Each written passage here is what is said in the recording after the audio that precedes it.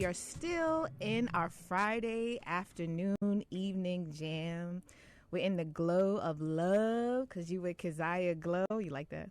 Yes, I do. All right now. So I have the infamous, the famous Lloyd Strayhorn in the building, and he looks like he's looking for something. What's going on? Now I can hear myself. Oh, now you can hear yourself. Yeah, I couldn't hear myself at first, so I'm, used to feeling for the knob under the table. Oh, okay. W8, first of all, let me say, you are stunningly gorgeous. You are beautiful. Thank you. Just tell you to your face. Behind your back don't mean jack. So Okay. I got that out the way. Okay. I used to have a show here for 4 years on WHCR, but things have changed so much. The boards, everything. Right. This is nice. It's nice to see how things have evolved. Do you since love then. the change? Yes, I do. It's a fabulous looking studio. Oh man, yeah, we went through a big change. We have a lot going on, and this is actually for the community. This is not just for us, No, I see they have a recording studio. They have it's just like, wow, this thing is like grown. And there's also, like you said, a recording studio which is for the community, which is a great thing. It's not just for us to come in here and talk to great people like you. Now, speaking of WHCR, Yes. you were on WHCR recently. Yes, I was on with Brother Leroy Baylor and a couple other people. And I enjoy it, and I'm on it with you, which is great. And you're in studio. Now, when you were on with the other people, I believe it was on Brother Leroy's show, you said that Obama would win. Yes. In fact, if one goes to YouTube, they can see a prediction I made 14 months before he became the president the first time. Really? It was recorded in a TV station, Washington, D.C. on September the 20th of 2007. And at that time, they had the rainbow for the 2008 election. They had Hillary Clinton, who was a woman. They had then Senator Obama, who was African-American. And then they had former Governor Bill Richardson, who was Latino-American. Oh, wow. Okay? Right. So that was supposed to be the whole rainbow thing. And at that time, it was a given assumption that Hillary Clinton has this. And they asked me about the assessment of just those two, Hillary Clinton and Barack Obama. Right. And I was explaining at the time that looking at his cycles for the presidency election of 2008, which added up to a 1 that favors Leos, that this man would likely get it. And I said that he's going to surprise all the posters no matter what they say. And sure enough, he did. And then there was a lady about 2 weeks ago that said she heard me on a show that I did 2 years ago, back on February the 5th. I mean, she had it down where I said he would win re-election. And so even then, too. So it's good. It's good in that way. So it's nice to have it come out, but I don't like brag and like I told you so and all that stuff. You don't do that. I just do it based upon the cycles. For example, President Obama is born on the 4th of August of 1961 in Honolulu, Hawaii. Okay? His numbers, therefore, are the 4, the 1, and the 5. Numbers. Then if you look at this election we've just ran, 2012, well, 2 plus 0 plus 1 plus 2 is 5. Another one of his numbers. So thus it was very easy for me to make that statement. Right. So I didn't have to do a lot of polls. I didn't have to do a lot of going back and forth. And I was able to make my statement. And not only that, but this year, the year of the 5, means it goes against anyone under a number 3, which is Mitt Romney. He was born on the 12th. And anyone under the sign of Pisces, which is Mitt Romney. So it's not his fault. But not only that, right. But then when I did, would you care to venture the last time the United States has had a Pisces president in office? When? 1893. So with Mitt Romney being a Pisces, a 3, and a 3, and there hasn't been a Pisces president in the White House since 1893.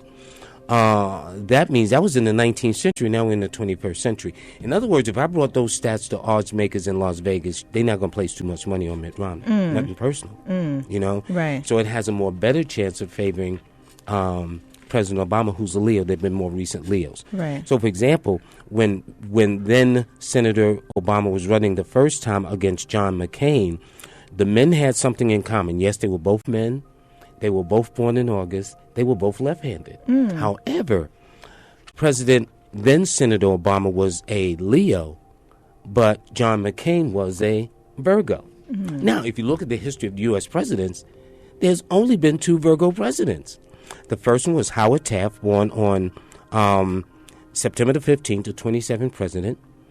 And then the next one, who became president by default, Virgo president, was on November the 22nd of 1963, upon the assassination of John F. Kennedy down in Dallas, Texas, and Vice President Lyndon Baines Johnson, born August the 27th, which makes him a Virgo president, was sworn into office aboard Air Force One at Love Field. Other than that, there hadn't been no Virgos. Wow. So had it been the reverse, had then Senator Obama been a Virgo and McCain a Leo, no matter how much I may have loved Obama, one way or the other, Right. I would have had to go with the statistical information of doing these things. That's why I do research. You see, the beauty of this is that it's more science. Yes, it is. It is a orientated, science. and it's not like you're just going off of, which is, that's a whole nother field in itself when you are just doing a psychic reading. That's something different. But that's not what you're doing. You're actually doing these numbers. And for anyone who's just tuning in, you're listening to Harlem 411, and I'm Keziah Glow. I have Lloyd Strayhorn in the building of WHCR with me, who previously had a show here, but he was also on Oprah. You've been on a host of talk shows, morning shows, radio shows. I think I read Regis. Yeah, I was on Regis Philbin's show. Yeah. I mean, I was on Geraldo's show. I mean, Tony Brown's Journal. Yes. I mean, I've been on a lot of TV and radio shows. Right. But I really love it. And I really like explaining to people the simplicity and yet the beauty of what I do, and that we all have lucky numbers. So, for example, if you have a Taurus 1 person, that means they would be an earth sign with a fire number, which means the element of earth would make you more practical, grounded. So although you would like to have as much fun as anybody else, you always like to keep both feet on the ground. Thank you. Okay? So you wouldn't be one of those crazy kind of actors that's, one of those thrillers and they run down the hall and jump out the window. Right. Because your earth nature would say, how did they know there was some water down there? How did they know where there was some? So you might run, but you're going to look before you leave and say, nah. Let me look first. Exactly. Right. And then with you being a fire number, that adds passion, energy, things of that nature. Such Taurus 1 persons was Minister Malcolm X, who was a Taurus 1. Oh, wow. Grace Jones, who was a Taurus 1. Wow. You know what I'm saying? Yeah. And here's the interesting thing, too, because in the case of Minister Malcolm X, he and Betty Shabazz were both born in the month of May, but under different signs. Wow. You see what I'm saying? Yeah. Yeah, so that's how it goes. This is awesome. So we're talking about numerology. Excuse me. I had to sneeze. Bless you. That was the cutest sneeze. That's a girl sneeze. We guys will say, you be looking for tissues and wiping up the table and stuff, That was a radio sneeze.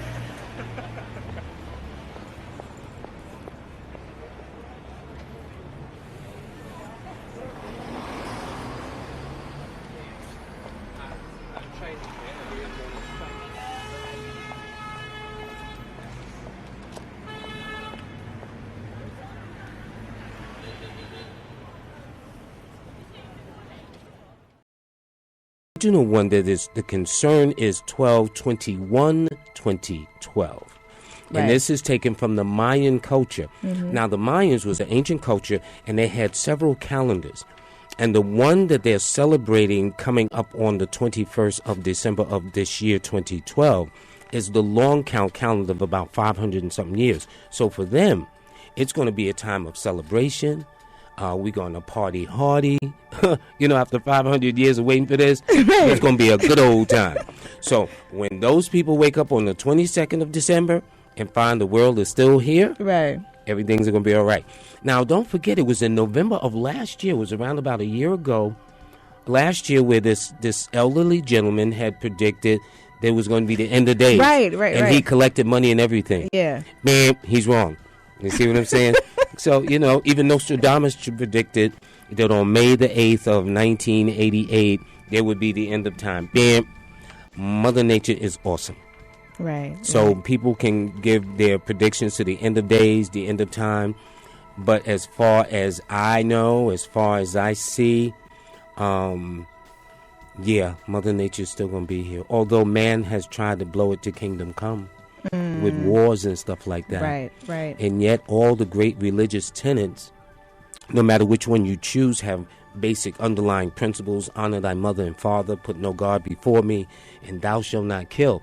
Yet, if you look at what's going on in India between the Muslims and the Hindus, in Ireland between the Protestants and the Catholics, in the Middle East between this and that, you know what I'm saying? All these supposed to be religious in base. Right. And so I'm saying, well, what kind of God is that although they say thou shalt not kill, and yet they're killing in the name of, well, my God is better than your God, which I think it makes no sense. And so thus some people have suggested that what I do goes against the laws of God, but what I do don't take no people's lives. So for example, when I tell a person, well, name me a war since Cain killed Abel, all right, the first murder supposedly in the Bible. Name me a war fought in the name of the sign of Taurus. Can you name me a war? No, they can't. Right. All righty. Name me a war fought in the name of the number one. They can't name me one either. Right. And so I tell them, when they find me a war like that in the name of a zodiac sign or birth number, I'll stop. They really get upset. Right. But I try to use common sense with it. Well, speaking of that, each year has a number, and we move into different ages. Different ages mean different things. Like now, we're in the age of Aquarian. Right. And so then that means that more things open up. That's why the internet is so so big. There's nothing else that you can't hide certain things. I think before we were in the year of Pisces, right, and then we moved into Aquarian, and Aquarius is this is just my no, but you're absolutely right, because I'm an Aquarius. So, but this Aquarian age lasts about 2,500 years. But see, not only beautiful is this the age of Aquarius, this is the age of women. So, let me ask you this: when is the last time you heard the phrase "a woman's place is in the home"? Right. That's not what's popping no more. Right. Right. So guys that's got that mindset, that old Teddy Pendergrass song where it's going to be 60, 40, 70, 30, that's not what's going to be happening. Right. So guys are going to have to get used to the fact that women are going to be by their side, not behind them. One step behind them. Yeah, that's not what's going to happen. I mean, you see that all over. You see that in the workplace now. You see that, women, head of households, you see men staying home. And then, like, the whole dynamic has changed. The whole paradigm actually shifted because of the work and the crash and everything. So now a lot of men are not working, and women are going out into the workforce. Yeah, I'm saying things have turned itself around. Women are playing football. Women are boxing. Things about 15, 20 years ago would have been like, women don't do that. There was a client that I had. She was the first female to drive the subway in New York City. Oh, wow. And she said that when she would come into the station, people wouldn't want to get on. Really? Because she was driving the train. How silly. Yeah, how long ago was that? That was I guess she was in the 60s or something. Whenever the first one, she was one of the first ones. Wow, that's deep. And she said people would question her and stuff like that. Do you know what you're doing? Yeah, because we don't think women know how to drive anyway. Right. But your insurance is lower than us. You think we take a tip from that.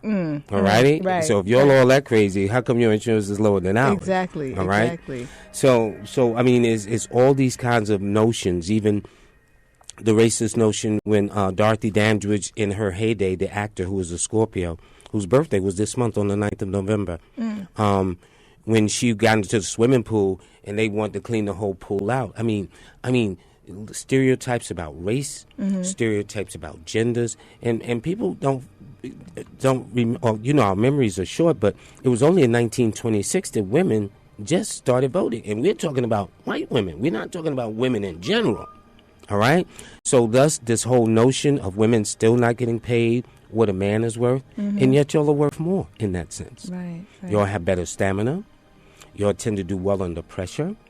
Y'all can release your emotions, whether y'all have a fit or whether you'll cry or whatever the case is. We men got to hold it in. And what do? We die from strokes and heart attacks because we have to keep it all in. We got to be machismo. We can't cry. We got to be strong all the time. Right. And that's not real. Where a woman, she's upset and, she'll tear up the place. But she'll calm down and she'll be cool. But at least all that pent up feelings of anger or whatever it is released. Right. But we men don't do that. And then also, it's not encouraged. This is the time of the great mother that they say. Like, we're moving into the feminine stages. This is what you're also saying. Well, yes. And even what sounds better, Mother Nature or Father Nature? The Mother Earth or the Father Earth? Right. The mothership or the fathership? There was one fatherland. Did you know that? No. That was Hitler. And you see where that went to. Nowhere. That didn't turn out good. No, it did not. Oh, he was a Taurus, right? No, he was a borderline case, not having to do with a mental state of mind, but he was born on April the 20th. Oh, wow. The same day as Luther Vandross, the song you played when we entered. Oh, really? Oh, wow. So that's a mix between Aries and Taurus. Right. See, what happens is people who are born on the 20th, the 21st, or the 20th, 20th, 21st, 22nd of the month, they are called cusp children, which means they got a foot in one sign they're about to leave, and then they got a foot in the other sign they're about to go into. So this is why you need to see a professional astrologer to find out. So, for example, let's say one person was born on April the 20th, like at 1 o'clock in the morning. Right. But then another person was born on April the 20th, but about 11:30 at night. Well, by the afternoon, it may have gone from Aries into Taurus. Right. You see, so that's why a person should really have a professional chart done by persons like myself or whatever. That's really important. And do you get into a lot of the rising and the moon activity, what your moon is? Yeah, you're supposed to know that, right. So you're not just a Taurus, darling. Yeah. You know what I'm saying? Where your moon is, where your ascendant is. So, for example, in astrology, if I want to know the kind of men that are likely to attract your interest in life, I look to see what sign is in your Mars position. Conversely, if I wanted to find out from let's say Patrick, what types of persons, females, he would be attracted to him or that he would be most comfortable with, I look at his Venus. Right. And thus that popular book came out 2 decades ago, Men Are From Mars and Women Are From Venus. That's where that comes from. When you have so a it's second, a lot I to want to it. go around the room and kind of get with sure. everybody. But I just wanted to, can you check? I think somebody did that. What I wanted to do was go, oh, never mind. That's not ours. I thought we had another guest coming in, but that's somebody else from the station. Okay. Now, before we go into everybody in the studio, we have certain years that we're in, and this year I think you said was the year of the 5. Right. So each number now is ruled by a planet. See, that's why I'm an astronumerologist. My first study was astrology, but my second, but now primary focus is numerology, but I combine the both. So I call myself an astronumerologist because I'm combining both. Right. So when one says this year that we're about to wrap up of 2012 is the year of the 5, how did I do it? Is I simply added those 4 numbers across. Now, 5 is ruled by the planet Mercury, which means Gemini and Virgos come under that dominance. So therefore, Geminis and Virgos should have been the predominant signs. In other words, those 2 signs should have had a less time of it, considering the stress that everybody's in. Well, next year, 2013, those 4 numbers add up to a 6. So it means Tauruses like you, my dear, and Librans are going to go to the head of the class. Oh, wow. Or anyone born on the 6th, the 15th, or the 24th of the month. Wow. So numbers guide us. You know, this is how we can... Listen, I meet you and you're the most stunning, beautiful lady in the planet, and I want to get to know you. And I say, honey, can I get your phone number? And you tell me, you just dial any number. You know, I'll be trying to call till the cows come home. You know what I'm saying?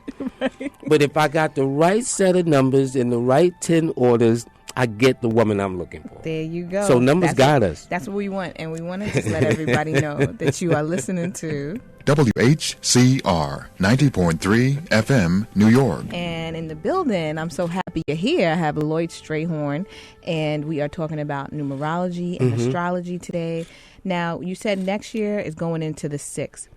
We're closing down 2012, and we're thinking of predictions for next year. What are some things that you might think we might see next year? Well, next year, marriages will be up. Finances actually will be up because it's going to be a romance and finance cycles. I would expect marriages and births and pregnancies to be up, as well as possible divorces also. It's going to be a time where everybody's going to really become more conscious about taking courses or seminars or retreats or workshops or going back to school. It's going to be a time where most of us are going to really be more conscious about getting involved in some kind of weight loss or exercise program. Blue is the lucky color to wear.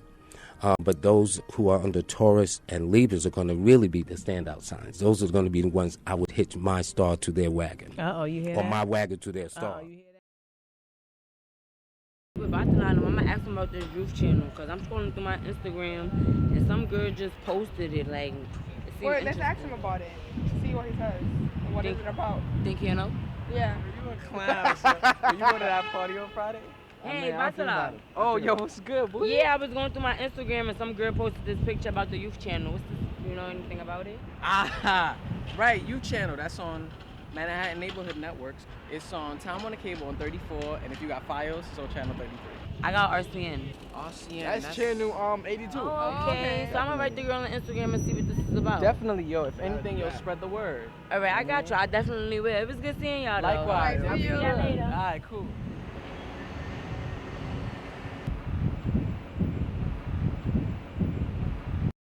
$650-6903, and we changed our number, so it's 212-650-6903. Patrick, when is your birthday? February 19th, 1990. February 19th? Yeah, 1990. Okay. So young. Gosh. You're funny. He's born the same day as Smokey Robinson. He is a man who would probably do well in the legal, medical, or scientific field. He was very much influenced by the females in his life, whether a mother, an auntie, a sister, a cousin, or something of that nature. Probably very finicky and fussy about his eating habits and dietary laws. His right eye is a little bit more sensitive than his left eye, actually. And as he gets older, he would have to be careful of high blood pressure, heart palpitation, irregular blood circulations, and some concerns with his lower back. But he doesn't take orders well. He's refreshingly honest. If you don't want to hear the truth, he is not the one to talk to. That's true. Andrew's laughing. Andrew works with him. Go ahead, Andrew. When's your... Okay, September the 11th. So he is a Virgo. Now, Virgo is I analyze, and 1 + 1 is 2, and that's the number that I analyze. So it tells me about Andrew that he's a very, very particular. Some people may describe him as anal. He's not anal. He's very, very attentive. He's very, very observant. He can look at something and tell whether somebody's been in his room or not. He's also very finicky and fussy about his eating habits, so I know he'll suffer with gas, indigestion, stuff like that. He likes to dance. He would do well with electronics, too, the mechanical, mathematical sciences, computers. He would make an excellent IT person, too. He needs a hug twice a day in terms of either encouragements and stuff, because he's a sensitive guy, you know what I mean? Oh, man. Okay. And anything else you want to tell me about myself? What about this guy over here who's sneaking in, dropping up his stuff? Maurice Watts the voice. When's your birthday, Maurice? What's up, Lloyd? Hey, Maurice. How you doing, boss? Good to see you, man. It's good to hear you, your promo. That's why you got to be nice to people. You don't know, this world is small. So what's your birthday? March 12th. He's March the 12th. He's born the same day as Mitt Romney. Wow. He's born the same day as the founding of the U.S. Post Office in the United States. Wow. He's born the same day as it started the blizzard of 1888 that only Sandy matched this last time around. So when they were comparing the famous blizzard of 1888, that's when it occurred, on March the 11th, but it reached its zenith on the 12th. But it tells me he's very entertaining. It's interesting, 5 rules the written word, but 3 rules the spoken word, which is what he's good at. He would also do well with young people, children, animals, women from other cultures like him. He needs to learn a second language. He's very ambitious, and he has to be careful of people taking advantage of his resource. They say, like, yo, Maurice, so-and-so and so-and-so. And as they're going down the home stretch, like, yo, Maurice, can you drop me off at the airport, man? Or, Maurice, can you hit me off with some money? They're always trying to get something out of it. Maurice, can I get $5? I'll be back. Sound like Arnold, who was a 3, by the way. Oh, wow. Yeah, Arnold Schwarzenegger was born July 30th. Now, this guy who is just sitting over here, I mean, this one over here. Tell me about him. I got to watch out for. Okay, I am December 10th, 1946. He is the December the 10th. He's born the same day as this guy, Blorevich, that had this problem in Chicago. And but on the other side, though, he's born the same day as Duncan Clark, the guy who passed, the famous actor that passed away this year. Right. That was his birthday, on the 10th. Right. Alrighty. It tells me that he is a man of principle. He is a Sagittarius one, like Judge Bruce Wright. I don't know whether you remember him. Cut 'em loose, Bruce. They are your pioneers. They are your innovators. They are your explorers. They go where no man has gone before, as they say. And it tells me he's always been fiercely independent and has always attracted much younger women, which is none of my business. Cindy? Don't start no stuff.